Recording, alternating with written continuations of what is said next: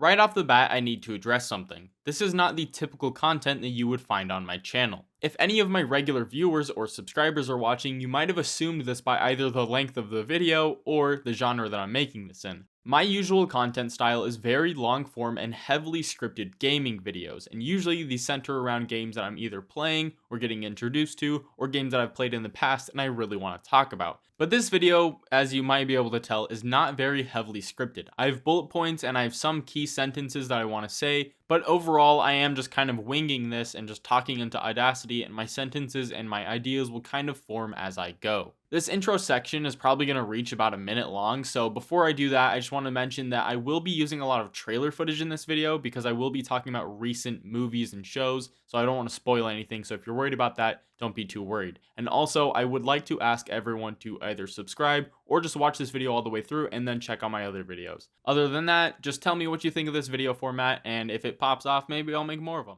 I was born in the year 2002, which makes me 20 years old. And if you were to look back at 2002 and look at the popular superhero shows that were going on around the time, you might be able to assume I watched shows like Justice League Unlimited, Earth's Mightiest Heroes, and Spectacular Spider-Man. These truly were the shows I grew up on. I loved these shows, and to this day, I get nostalgia every time I listen to that Justice League Unlimited theme song, or that Earth's Mightiest Heroes theme song, and that Spectacular Spider-Man theme song. What, those theme songs really fucking slap. The reason I love those shows is a pretty obvious one. They were made for me, and specifically my age range. I loved the action in them and the characters in them. They were pretty funny, they were kind of lighthearted, but at the same time, in some moments they could become pretty dark and have some adult themes. Of course, when I was a kid, most of those adult themes flew right over my head, and I was just able to enjoy it because it was a simple superhero show. There was good guys saving the day from the bad guys. But just like everyone, I started to grow up a little, and instead of watching these kind of kiddie shows,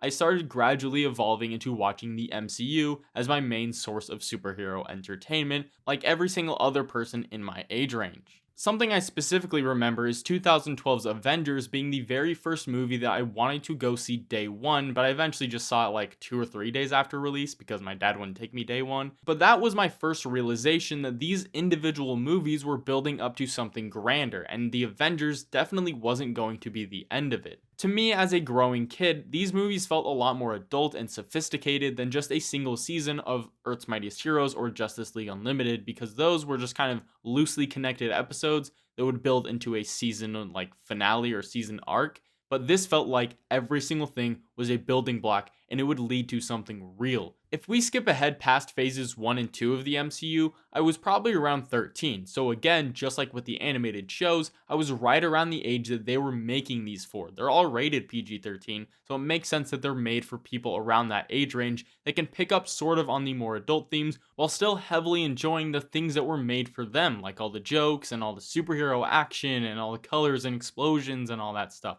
which there's nothing wrong with. But again, as you get older, you're probably going to start enjoying more of the story side and less of the more just action and pure comedy and fun, explosion, color stuff, which leads me directly into Thor Love and Thunder.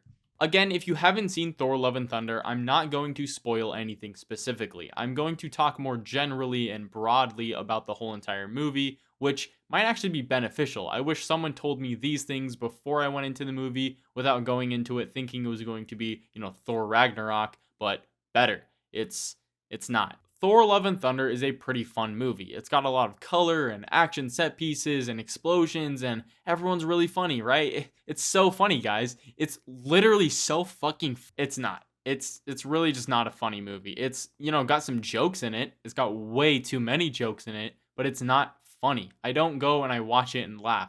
I watched it and I was like, okay, when are they going to actually take it seriously? Thor Ragnarok struck a very delicate balance. It was able to be funny at some moments, also heartfelt at some moments, and pretty dark at some moments. But Thor Love and Thunder doesn't strike that. It does the exact opposite, and it's just too funny. I feel like what happened was they saw Thor 1 and 2, and everyone was like, these are boring, and these are not funny, and these are too dark, and they just kind of suck. So Taika Waititi saw them, and they were like, okay, I'll make it more lighthearted and more funny. People liked it, so he's like, okay, I'll make it more lighthearted and more funny and take it less seriously. and now it's gone too far and too off the rails. But at the end of the day, this is just my opinion, and while I might think that this movie doesn't take itself seriously enough, some people think that this movie is great. They love the lighthearted tone and they love that it doesn't take itself too seriously. These are the people that liked Ragnarok not because it struck a balance and that was well executed, but because it just simply had more funny moments. And I would assume that a lot of these people are probably on the younger side. Also, just based off of general observations, I'm able to confidently say that this is a subset of people. This is a minority within the greater MCU,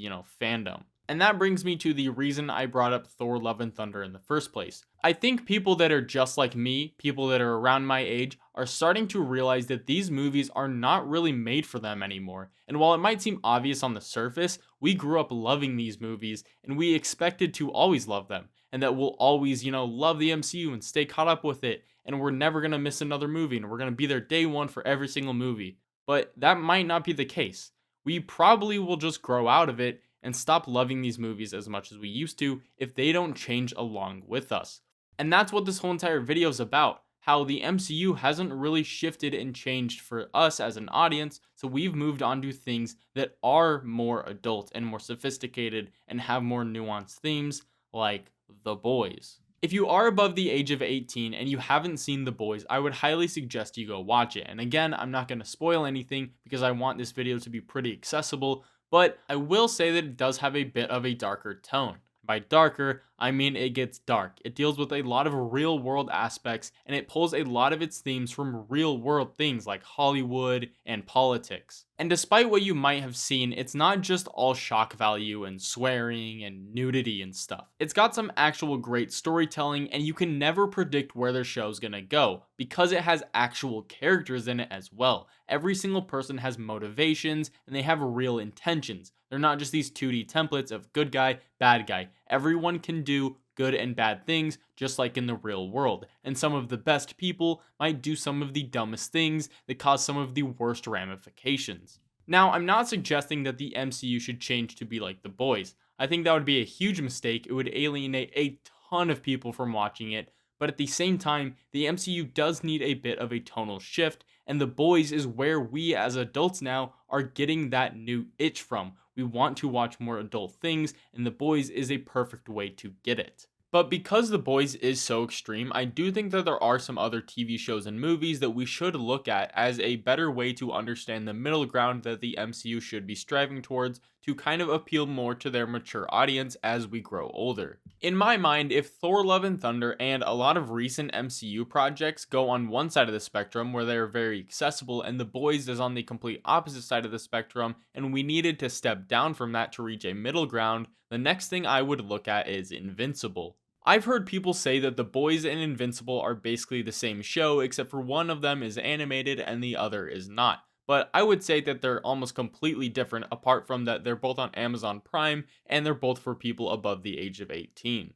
If you have watched The Boys and Invincible, you would understand that their main difference is in tone. The Boys is nearly a complete parody of both DC and Marvel, and likes to put its most absurd elements up on a pedestal and kind of point and have fun with it. But Invincible has those winks at the superhero stuff that are both in DC and Marvel, but it does take its own universe very seriously. It's a lot easier and more clear to see this if you go back and look at each of their source materials. The Boys was basically a giant middle finger to DC, Marvel, and comics and superheroes as a whole. It's basically just one big fuck you, this shit's so stupid and so overhyped. While Invincible was trying to bring something to the table. It was trying to offer some sort of value that both Marvel and DC didn't have, and it tried to create its own niche within a subset of people that also saw that DC and Marvel were missing something. This, along with it not being as sexually explicit, is the reason why it's a step down from The Boys, because Marvel wants to take itself seriously, so I get that it wouldn't just go to the complete absurdist view that The Boys has. So that's why it's a step down. But if we go one step further, I would look at The Batman. When I was first going to watch The Batman, I had very high expectations, and when I watched it, those expectations were somehow blown out of the water, completely opposite to what's happening currently with the MCU.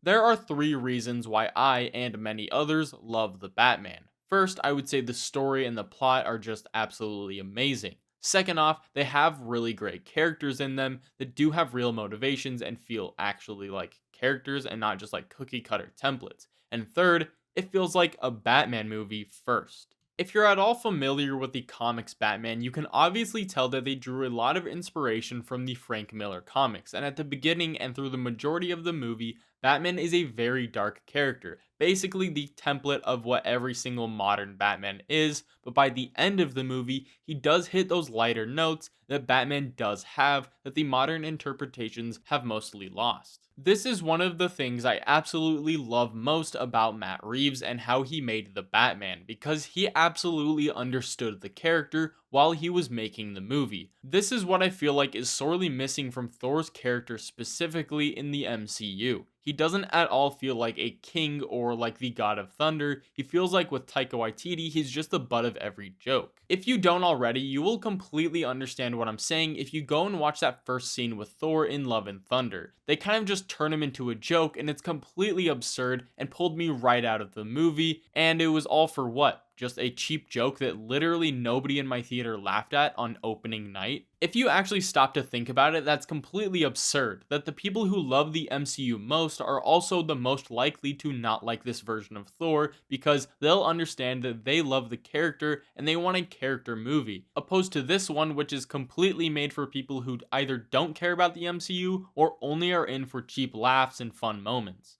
So, with the risk of the MCU literally losing its most loyal fans because it doesn't take itself seriously and doesn't mature with its audience, I think that they should take a few pages out of the Boys, the Batman, and Invincible's books, and they should take themselves, their plots, and their characters seriously. Give us some quality over quantity, and make sure that if a project like Moon Knight comes along, slap an R rating on there, and you will appeal to a large group of people, because now your biggest fans of the MCU are all grown up.